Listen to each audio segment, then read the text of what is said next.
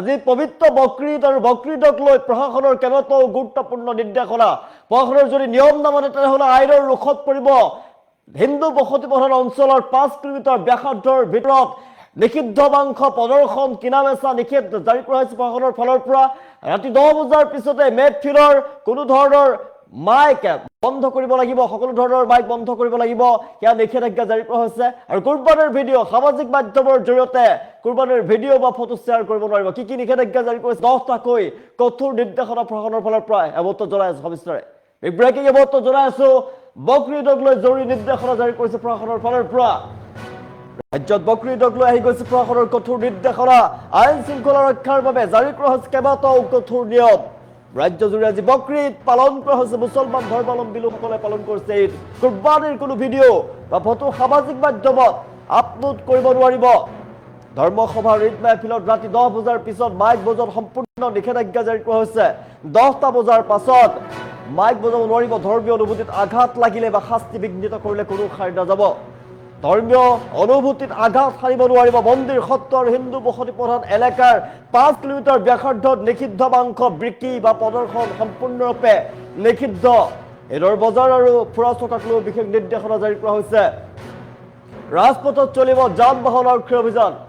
আজি ৰাজপথত যান বাহন আৰক্ষীৰ অভিযান চলিব আৰু হেলমেট নিপিন্ধাকৈ যদি বাইক চলায় তেনেহলে যান বাহন আইন উলংঘা হ'ব আৰু উলংঘা কৰিলে ভৰিব লাগিব জৰিমনা বৃহৎ পৰিমাণৰ জৰিমনা ভৰিব লাগিব পথৰ ওপৰত গাড়ী মটৰ ৰখাই যান জঁটৰ সৃষ্টি কৰিলে আইনী ব্যৱস্থা গ্ৰহণ কৰা হ'ব মনত ৰাখক হেলমেট নিপিন্ধাকৈ বাইক চলালে একশ্যন ল'ব আৰক্ষীৰ ফালৰ পৰা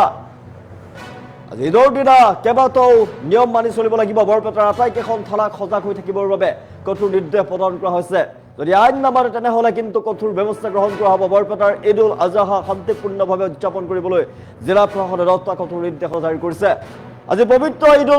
ঈদ উল জুহা আৰু ৰাজ্যজুৰি ঈদৰ পালন কৰা হৈছে সমূহীয়া নামাজ পুৱা 5 বজাৰ পৰা আদায় কৰিছে ৰাজ্যৰ প্ৰান্তে প্ৰান্তে ৰাজ্যৰ প্ৰতিটো প্ৰান্তৰ মছজিদ আৰু ঈদগাহ ময়দানসমূহ আটক ধুনীয়াকৈ সজাই পৰাই তোলা হৈছে একেলগে হাজাৰ হাজাৰ লোকে মুছলমান ধৰ্মৰ লোকে পালন কৰিছে ঈদ একেলগে আল্লাহক স্মৰণ কৰিছে দোৱা কৰিছে হাজাৰ হাজাৰ লোকে দেশৰ লগতে ৰাজ্যৰ বিভিন্ন প্ৰান্তৰ মছজিদসমূহত ঈদগাহ ময়দানসমূহত দেখিবলৈ পোৱা গৈছে ঈদক লৈ ব্যাপক উৎসাহ দেখিবলৈ পোৱা গৈছে পুৱাৰে পৰা আল্লাহক স্মৰণ কৰিছে নামাজ আদায় কৰিছে হাজাৰ হাজাৰ লোকে আৰু পবিত্ৰ ঘৰত আজিৰ দিনটোত কেইবাটাও গুৰুত্বপূৰ্ণ নিৰ্দেশনা প্ৰশাসনৰ ফালৰ পৰা জাৰি কৰা হৈছে যদিহে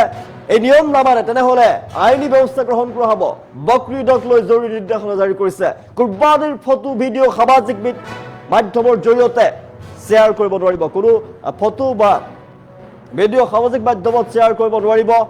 যদি শ্বেয়াৰ কৰে তেনেহলে প্ৰশাসনৰ ৰোষত পৰিব ধৰ্মসভা আৰু ঈদ মেহফিলৰ যি মাইক ৰাতি 10টা বজাৰ পাছত 9 বজাৰ পাছত সেই মাইক বন্ধ হ'ব লাগিব মন্দিৰ সত্ৰ আৰু হিন্দু বসতি প্ৰধান এলেকাৰ 5 কিলোমিটাৰ ব্যাসাৰ্ধৰ ভিতৰত নিষিদ্ধ মাংসৰ প্ৰদৰ্শন বিক্ৰী বা কিনা সম্পূৰ্ণৰূপে নিষিদ্ধ কৰা হৈছে ৰাজপথত যান বাহন আৰক্ষীৰ অভিযান চলিব আৰু হেলমেট নিপিন্ধাকৈ বাইক চলাব নোৱাৰিব যান বাহন আইন উলংঘা হ'ব আৰু তাৰ ফলতে আপুনি কিন্তু বৃহৎ পৰিমাণৰ জৰিমনা ভৰিব লগা হ'ব পাৰে পথৰ ওপৰত গাড়ী মটৰ ৰখাই যান জঁটৰ সৃষ্টি কৰিলে আইনী ব্যৱস্থা গ্ৰহণ কৰা হ'ব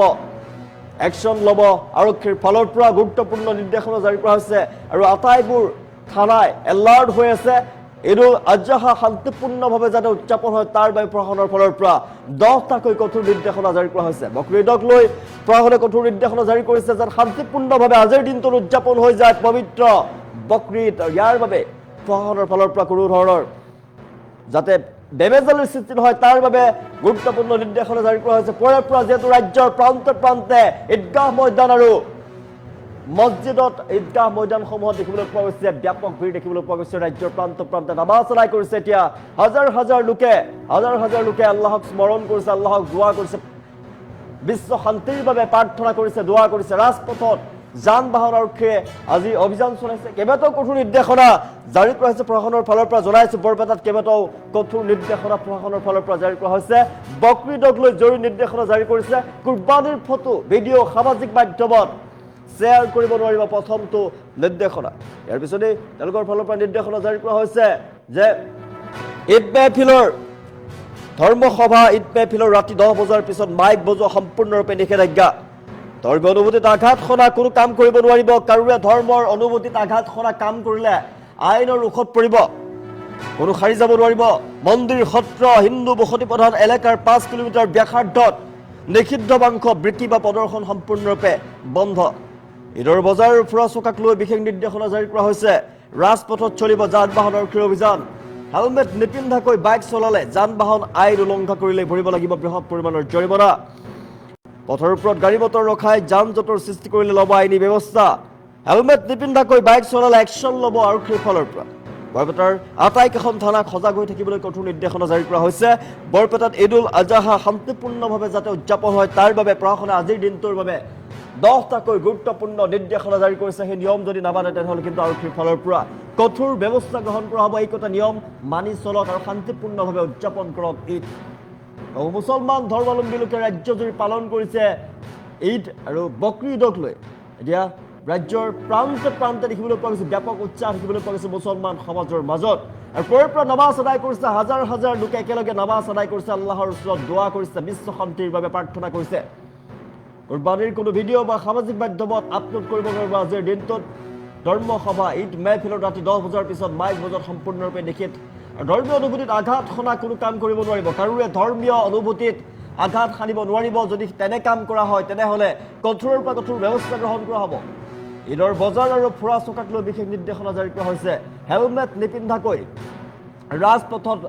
বাহন চলাব নোৱাৰিব বাইক চলাব নোৱাৰিব হেলমেট নিপিন্ধাকৈ বাইক চলালে কঠোৰৰ পৰা কঠোৰ ব্যৱস্থা গ্ৰহণ কৰা হ'ব